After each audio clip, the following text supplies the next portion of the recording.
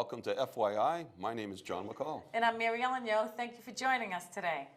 We actually have a very, very interesting show. What's on the show today, John? Well, you always hear about tornadoes, you hear about hurricanes, you hear about floods, but who's behind the scenes that does this? I don't know. Lots of people, I think, John. We're going to learn that. We're going to learn that today. That's we're going right. to have VOAD. Is this what? VOAD. So viewers, stay tuned. We're going to. It's a culmination of a bunch of different organizations that are kind of behind. We've all heard of FEMA and MEMA, the federal agency in Massachusetts, MEMA. But there's a lot of nonprofit organizations that are involved that are really, with Mass VOAD. That's really the meat and potatoes behind the scenes. They are. What's, shall we introduce our guest first, By and all then we means, can could you do explain that? what VOAD is? So first, I'd like to introduce Kevin Hall. Hi. Hi, Kevin. Thank you for coming Hey, on. Kevin, It's thanks nice for to coming meet on the you. show. Nice to see you. Thank you. Next, we have Louis Matnog. Hi, Louis. How are you? Thank you. Thank you, Louis. Matnog, Thanks for I coming know on. his name's easy to remember, huh? Yeah. And Chris Ferran. Thank you so You're much, very Chris, welcome. for coming Hey, Chris, on. thanks for coming on. Pleasure, absolutely. So these guys do a plethora of services for people that have experienced some disasters. In Massachusetts, I believe it's just Massachusetts, but we'll learn about it. So shall we start right in, John? You ready to find out what VOAD is? Yeah, let's go for it. Let's go. Let's stop picking on Kevin. Can we start on Kevin right Since now? he's the Let's start- closest one? All Yeah, right, let's we'll go start. pick on Kevin. Kevin, would you explain what VOAD is and what the acronym means? Absolutely, and glad to be picked on. Wait. He hasn't seen anything yet. Well, VOAD is Volunteer Organizations Active in Disaster. And it's the nonprofit sector of disaster relief. While you know of FEMA and MEMA, the emergency management, you also have the private sector. So Volunteer Organizations Active in Disaster is many of the groups you may donate to already and so forth that are out there. And you have a national VOAD organization, you have state organizations, and locally you have community organizations active in disaster. So what this was is in 1969, there was a Hurricane Camille that came out, and there was a lot of terrible problems and people doing the same work, agencies, private agencies get in the way of federal officials and so forth. So National VOAD was created to organize everybody. So it's actually a coalition that includes all kinds of groups from Red Cross, Salvation Army, churches like Southern Baptist. there's so many of them, Southern Baptist, Scientology Church, there's the Catholic Charities, there's many more. There's basically everyone who deals with disaster is pretty much in VOAD. And also there's associate members that are businesses that also work in disaster relief. So all this basically unites together in order to prepare in advance, to go out and respond to emergencies, and finally to do the long-term disaster relief, the rebuilding of homes and things like this that you really don't see in the news. So who calls VOAD? How would you get involved? Say there was flooding. tornado, yeah. Flooding was a recent, right? So how, can we just walk through something, how you get involved in that, whoever wants to? It's more about the interagency coordination. VOAD is activated when MEMA activates the bunker, the operation center. So that's the timeline of putting up VOAD. And then, Yeah, I mean, essentially what happens, you can imagine how chaotic a disaster is anyway. And as Kevin was saying, with that earlier event, everyone wants to help, and those that went through the recent events in Massachusetts and those anywhere that have gone through a disaster can relate to the chaos, how to figure things out. So this was an idea of saying, responding during the disaster is not the best time to figure things out. So how do we get these people talking? For instance, both the Salvation Army and the Red Cross do feeding. We have our emergency feeding vehicles that go through neighborhoods. A long time ago, it would have been like, well, maybe they're feeding the same group or not the same group. Again, this is one example of many. But how do we help work together so that the people in need are receiving the best care possible, the best service possible? Now, how do you get deployed? I mean, there's a national disaster, as you mentioned, the tornado hits a town, like, for example, like Springfield and Munson. How do they know who to deploy? I mean, how's the process go? And it's a great question. And it really does vary depending on the disaster. And a little bit later, we're going to talk about some of the disasters. It was fascinating. It's always tragic to hear about disasters, but hearing a lot of people think, well, Florida, Texas, California with their wildfires, we're in old Massachusetts. This last year obviously was not that case, but historically there's been a lot of events. So it really does depend on the event. With the tornadoes, that was so sudden that basically everyone, in the same way a fire department receives a call and starts deploying and responding, The Massachusetts Emergency Management did the same thing. The tornado happens, all of a sudden everyone's called in, beepers are going off like crazy. Everyone goes in the ops room with the huge screens and phones are going crazy and all the desks are being filled. We had someone from VOAD that was sitting at the desk doing support. So basically people from the community start to say, well, how can I help? I have donations, I have these services, I have these people. And so they would contact our representative at MEMA, and then we then would contact the other partners that are out in the field and go from there. A lot of other things we do too is when we're in, like during the tornado, all of a sudden emergency management is in trouble and they're like, we need hundreds of tarps, we need plywood, we need all these water all over the place. So we start calling up all the businesses. And in the preparation section, what we do is first line up who has resources for what. So when something hits, we know exactly what to do. And as you mentioned too, what do you do locally on something like this when an emergency happens? How can I help? Well, you have the national and state volunteer organizations active in disaster, but locally you have community organizations active in disaster, which are very important to set up, and one of the main reasons why we're here, because that's your local businesses, your local fraternity groups, your local nonprofits. So what you do is meet in advance and work out if something happens, what can you do? That's a COVAD? Co-ed, community Co-ed, organizations. okay. active in Another way disaster. that's recently being described is as a regional VOAD. We're trying to figure out to keep the language similar. I think a good example, Kevin mentioned it before, but you have FEMA at the federal level, MEMA at the state level, and then you have your local emergency manager in a town. In the same way you have national VOAD, Massachusetts VOAD, and then these regional VOADs where you have people, just in Springfield, for instance, you have churches, all the lists that Kevin made earlier. You have these different groups that bring incredible resources that the federal government and state government do an incredible job. Our first responders do an incredible job, but they only have a specific focus. And they're not going to have a warehouse of mattresses or blankets or food, things like that. So all these partners work together to go Can through we that. talk about some of the disasters in the past 100 years? Like, it's hard for me to think about them. I mean, I know the flood was 2 years ago, but Sure. what were some of the local disasters that have happened? And can we talk about that, those Yeah. a little Well, bit? Just so we- recently, you can give some of them away. Yeah, we'll start with 1919. 1919. That was We're going the back to 100 years. Yeah, 100 years. That was a good year. These are old. Yeah. It's recent. He's Yeah, old. I'm He's sure- been I'm sure around. you He remember, looks good, John. though, Karen. Doesn't he look good? I was not born at that Oh. time. So it's January 15, 1919. It's all about the molasses flood and the fermentation, a sudden rise in temperature, and an inadequate tank containing 2 million gallons of molasses exploded. Imagine the that would be- explosion In Boston. in Boston. Oh, Flooded, I never flooded the heard streets that. of Yeah, Boston. it killed several people. Yeah. 21 people were killed. 21 Imagine people dying killed. in molasses, John. Yeah. That's a sticky mess. You want to talk about 1936? Yeah. It's because we're Well, moving in the timeline. we put this timeline. Like I said, it was fascinating to learn not only the disasters that have happened. It's a horrible thing. I think you do have to be a little bit odd in the head to want to be a part of emergency management, and I can speak for them that they are. But Thank you so much. As are you, too. We're not immune I've from had this. that It's as well. contagious, I'm just right? kidding. But going back, the Long Island Express in 1938, there was a huge hurricane, and it basically came all the way up the coast of the eastern coast, 138 miles an hour, 700 people killed in 6 hours, Wow. 2,000 people injured, $400 million in 1938 dollars. So going back again, we're fortunate that we don't have a hurricane season that every single year, like Florida or some of those places. But these events do happen, and I think it's easy to forget that if we're not prepared, we're going to kind of make the same mistakes, and a lot of people aren't going to have the services they need. But Yeah, what happened, by the way, in that one, in 1938, was it basically pulled the ocean right in and covered houses totally, and houses started floating out to sea. Wow. And Is that similar to a How- tsunami? it's called the surge. So it's different in the sense of what causes it. tsunami It's is generally technically a from an hurricane. earthquake. So Right. But the impact can be very similar when you have that wall of water. Water. I mean, Wow.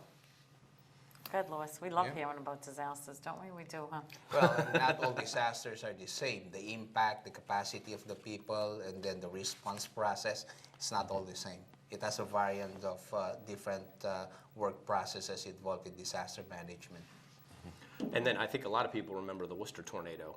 People that have been in New England for a long time. That was in, I think, 1958. Yes, that's Yeah, correct. 1953 rather. And that was 1,300 injured, 90 people killed, $52 million in damage. And I remember actually hearing that because of the sound, people hadn't experienced something like that before. The sound and the impact, people that didn't see the tornado, some people were actually calling their senator saying, we believe that there's been a nuclear attack because of freaky, the yeah. damage. It was so overwhelming at that time. And I mean, that was only 50, 60 years ago. And it was massive. 1978, we got a big hit with the blizzard. Oh, the blizzard. February 10 78. and June 10. On February 10th, that was the blizzard of 1978. Imagine that we had a 24 to 38 inches of the white stuff, immobilizing the infrastructure and blocking major interstate highways. Yeah, in Boston actually had 24 inches, and it was followed by a storm of 29 inches within a week. So it piled on Very, each other. yeah. So So never I a made dull money as an moment. 18-year-old shoveling out cars. Shoveling, yeah. A lot of snow. I was deployed on that for the National Guards. We were called out from down Riviera Beach to take people out of the homes, and it was unbelievable. I've never seen anything like that. Yep. And then the cost for 1978 blizzard is about $1 billion. 1 billion. Wow, see how expensive it's Wow. getting, right? Because there was also the flooding then later. Flooding later. So even months Oh, later. when it melted, you mean? When the snow melted? Yep, the impact is still there and ends up impacting more houses. It's all about the cause and effect, when you get this white stuff, dries and water. Gotta go somewhere. yeah, You have to yep. put it somewhere. And that's probably the key in New England. The biggest disasters we really have are flooding after a hurricane, after a storm, after snowstorms. And along with that, power outages like we had in October last year with the early snowstorm in October of 2011. Also, Vermont is hit heavily with floods, and it went over to New York, even up to Canada, as the snow melts or water comes down after a hurricane from the mountains, and it just floods out low-lying areas. So there's a lot of work needed in getting mold out of houses and things like Oh, this. mold, yeah. Because insurance doesn't cover everything. So. Right, you have the emergency response phase, and we can get into that a little bit later, those different pieces. But I think there was the movie The Perfect Storm that Hollywood made incredible, and 10 people were killed. Is that the Hurricane Grace? Which one was called? I'm not sure if No, it was it's a Hurricane. different one. Yeah, It- yeah, that's Yeah, it. That's it's right. 1991, October 29 to 31st. That was the perfect storm that they called. Yep. Yeah, so basically, the dying out hurricane come up with another Oh, the different sea storm temperature, lower pressure, and then just everything mixed together. enveloped on them. Well, and even just to show, again, the variety of disasters, I think that whenever I do a training, one of the first things I talk about is defining disaster. Because for a lot of people, it means this epic, sweeping thing, like the tsunami in Japan or the earthquake in Haiti.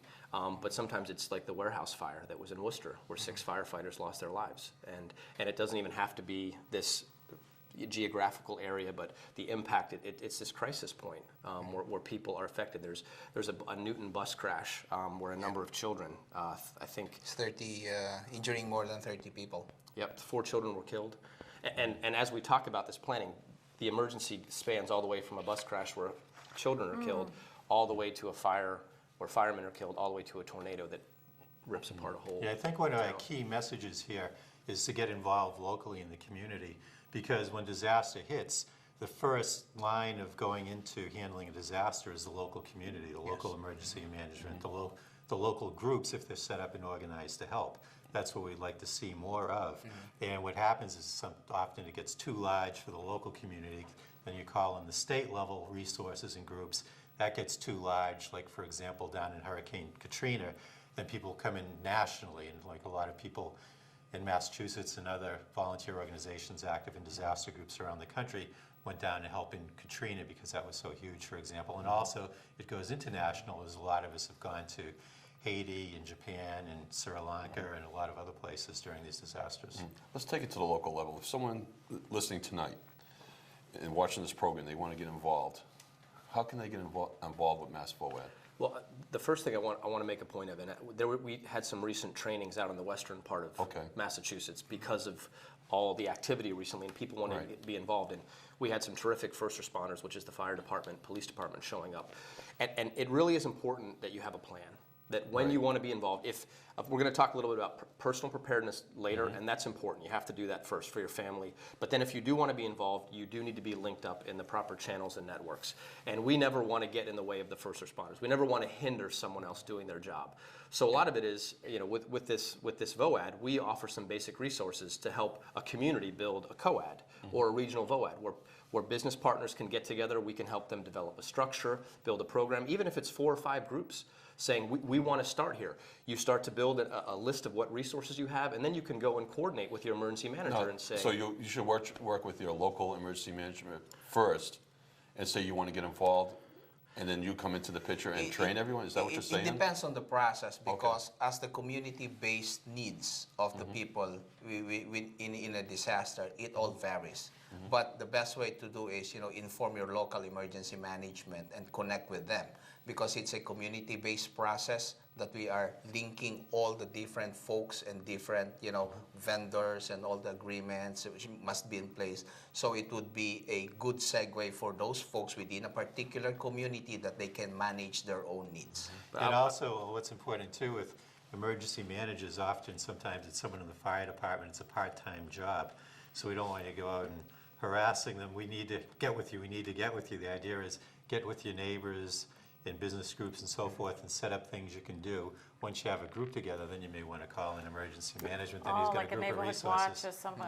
Exactly. And let me that's a good let me idea. add to that. Part of it is I think there's a lot of people that want to help but don't have the template. Mass VOAD can help with a structure, with a template, with training tools. I would recommend go to our website, and we'll put that information up a little bit What is later. the website, since you mentioned that?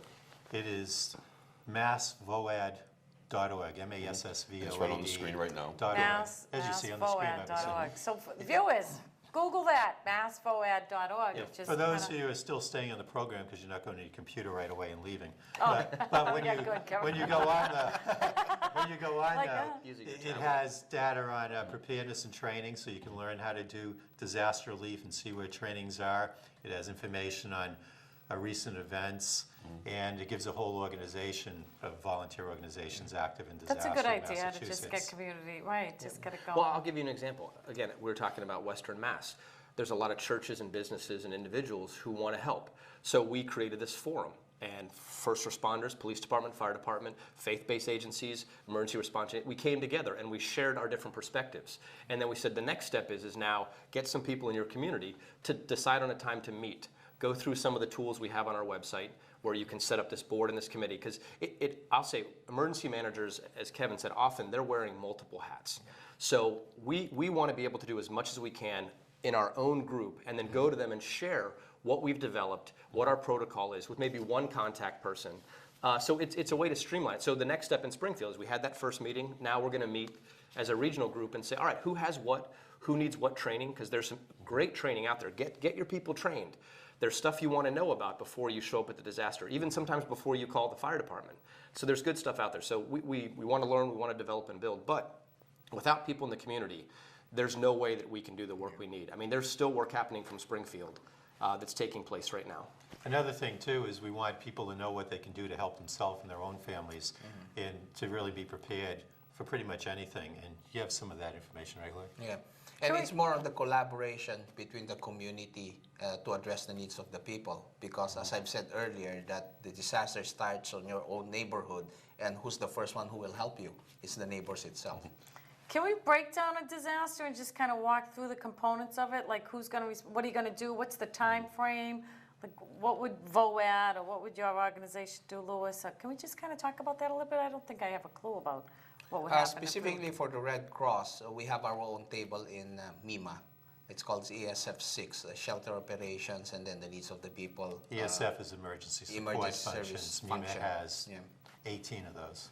And VOAD is the- under the ESF 15, which is a volunteer organization that collaborates with the other interagency coordination to support the needs of the community. Yeah, so in there, for example, you'll have different organizations, like National Guard will be in the room. You'll have our group, you'll have medical, you have Transportation. all kinds of things. So basically what happens is a disaster hits, local emergency management is trying to handle it, they need help. They call into state emergency management, which would be MEMA in Massachusetts, of course. So they get the call, and then they look at the resources around the room, who's going to handle it. So maybe they'll ask volunteer organizations active in disaster to find the supplies needed. What And then kind of they'll- supplies? Can we just kind of Well, like I mentioned earlier, tarps for Blankets. roofs, water, whatever is Food, needed. diapers. Depends on the Food, emergency, Oh. or medical supplies, what have you. And then they'll have maybe the National Guard take their trucks out and deliver it, or protect an area, or in a case there's looting or something like that, they may be working on that. So it all coordinates local up to the state level, and then when it gets really large, of course, then it goes federal. We might open up a shelter, and then we might ask a collaborative effort with Salvation Army to feed the folks in the shelter, something And like that. you're involved with the Red Cross. It's like the Red Cross is Be Ready. I mean, Be Red Cross Ready. You actually have some information on that. Yeah, And so- maybe I can hold that up and you Yep. can talk a little bit about that if you can. Yeah, that's the Be Red Cross Ready. Get a kit, so you can be proactive in dealing with disasters. Water, then make a plan also for the family and be informed. So those three main things that needs to geared up when proactive measure needs to be done in the family and then in the neighborhood. And then I also have different sets of Red Cross Ready during fire prevention, winter storm, pets in disaster, because this is also very important. Heat wave, safety precautionary measures. And it's not only the Red Cross have this information.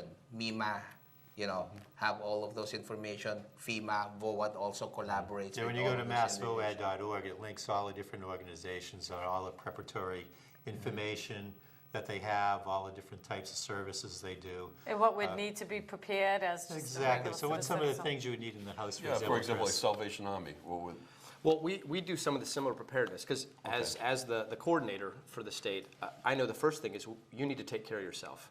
You need to make sure that you and your family are prepared, that you have the right resources in your home. Simple things like a gallon of water per person per day. You want to have canned food. As a camper, I have a stove that I can use. You have to think about if your power goes out. Generators, small portable generators, are a very valuable thing. With the recent fluke snowstorm that we had in October, power was knocked out for a week, and there were elderly and disabled and people that couldn't even leave their home. And with bringing a generator, one they already had, they could continue to maintain their groceries and their feeding, and then we would bring mobile feeding to supplement some of these things. But basically, if people want to be prepared to help at the community level or even at a regional level, like if they want to come from this town and go help in the Springfield tornado, they need to make sure that their family is safe first. Medications. I always talk about, we're such a technology-focused society these days that if your power goes out, your computer will last for 3 hours, and then you have no communication. So I always talk about having those portable battery packs. You can stick 4 AA batteries in and hook it up to any piece of equipment, so you can still make phone calls. That's a few thoughts. another thing too is that you don't want everyone to say, I want to volunteer and rush to the Springfield, Oh, for example. absolutely. You want to make sure it's a coordinated effort. Because I know a lot of people in this community and other communities want to help out. So they just need that direction. Well, and the actually, plan, what's- like you were saying. That's What we a great do point, on that great point. is we have our plans individually with each of our own groups, our own churches, what have you. Is a VOAD, we coordinate on who does what, but then we have a lot of calls off the street saying, what can I do, what can I do? And groups like Red Cross and Salvation Army and Church Scientology, my group, and then most every other group out there, can't take someone in just off the street because they're not Corey checked or what have you. And there could be a lawsuit if someone takes them from a house or doesn't fix it right, et cetera. So we have a couple organizations in Massachusetts called All Hands and also Boston Cares that have waivers so people can come through them and volunteer. So we have a volunteer management section where they'd be in charge, and we have people in charge of all different areas like that. There's a huge influx of spontaneous volunteers. That's what we call them when a disaster happens. So in other situations, they usually run to the disaster scene and, Want to help them. want to but- help them. But there's a process that needs to be involved. They need to be, educated and give some work process and then filling up documents, as Kevin said. That's a It's good about the point, Corey. Louis. Can we talk about that? So viewers, if you do want to get active and volunteer, don't wait for the fire. Do it now and just, right, you go through That's the right. training. Is that a valid Yeah. point? That's the too? key message of the That's the program. key message today. We're Viewers, if ready you get now. nothing else, get that. Get trained, know what Call to do. soon. Don't wait for something to Yes, happen Be and then. coordinated in advance, and know then what it's to too do, late. then you All can right. really Be do something. prepared. It should be proactive, not So how would they reactive. do that? What would they do, Louis? Could you talk about your agency and then we'll talk about Chris's and then VOAD? How would someone get active like today or tomorrow? Yeah, for the Red Cross, you can go to our website. There's a specific link there that you can actually fill in your name to become a volunteer for the Red Cross. And then you'll have Corey check, then you need to attend some disaster services overview and then get some training so you can be proactively be involved with the Red Cross. And you could do that with other groups too. You could do Yeah. that with the United Way, who's a member. You could do that with any fraternal organization out there. You could do it Well, with the and to add church to that, you belong to. I think one thing, that's a great point, Kevin, because one thing is different groups provide different services. They come from a different perspective. I know sometimes for feeding with our canteens, I know I have volunteers that come and say, I really want to help with disaster, and I'm a nurse, I'm a doctor. The Salvation Army doesn't focus on medical care, so I send them to the Medical Reserve Corps. Because they coordinate volunteers from there, and vice versa. For some people, they want a faith-based focus. Others have an incredible experience with a different agency. So I say, look, take your time and look, but it's key, because one thing I feel bad about, and I'll apologize to all volunteers I've offended in the past, but that during the disaster, I know for myself, we'll say after the Springfield tornadoes, 2 hours after the tornado struck, I was not able to use my phone for the next 4 days. So I couldn't take calls, I couldn't receive calls. A lot of people wanted to help. That's not the best time to be involved. Sometimes we can figure out a way to still use you, but ahead of time, work with the agency, fill out the application, get quarried and sorried, get the training you need, because also, too, the training isn't just so that you can help us, but in 9/11, that was the first major disaster that a lot of people had been impacted by. A lot of very well-intentioned people went down without the proper training, and it negatively impacted them because they weren't prepared. So it's a way to protect you as a volunteer to understand what's expected of you, how to take care of yourself. In our intro training to disaster services, the last section is self-care, because it's very stressful, it's very challenging, and to know ahead of time, how do I take care of myself? How do I work with people in stress? How do I work with people like the fire department so I don't step on their toes? I understand how the system works and where I fit in. So it's valuable. It helps you and us. Also, if you're not badged and working with a group right away, if you want to go out to a disaster area, you'll probably be sent back, because they don't want people going into the town looting, getting in the way, getting in the streets where emergency management's trying to remove debris. So you really should get prepared. That's a good point. Can we talk about what type of training is involved? If someone wants to volunteer and Googles the Red Cross and goes up and, what kind of training and what's the time frame are we talking about? Is it a week? Is it a month? Well, it it depends on the depends on groups. the volunteer in the group. okay. Right. Can you talk a little bit about that? And just to give viewers an idea of what it entails to get trained and quarried? And also, what type of volunteers are you looking for, too? Like you mentioned about that people want to help with clothing drive, or they want to help with food. Maybe different type of ways of getting involved. Well, for the Red Cross, we have different services. We have food pantry, we have service to armed forces, we have international services, we have emergency services, we have the blood. So anybody who wants to help at their own turf, you can actually be engaged on that different ways and means to help out. Well, and to add to training, for instance, and the Red Cross has some terrific sheltering trainings. We don't duplicate that. We come alongside and help them. And there's many agencies. I don't want this to focus just on our two agencies, but since 9/11, I think we have 23 courses now in our National Disaster Training Program that go all the way from this is how you handle food safely on a canteen in a disaster scene, to medic first aid, to psychological first aid, to how do you work on the incident command team and help oversee one of the sections like MEMA or FEMA does.